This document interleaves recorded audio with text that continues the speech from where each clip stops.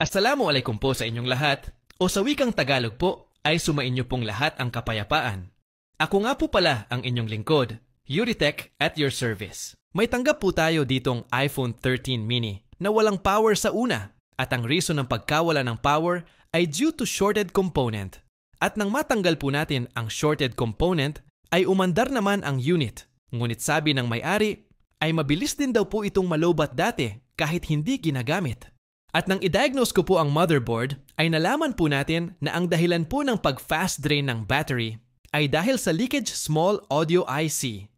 Kaya tinanggal at pinalitan ko po ang small audio IC. Bumili pa po kami ng small audio IC sa online dahil naubusan na rin po ako ng stock.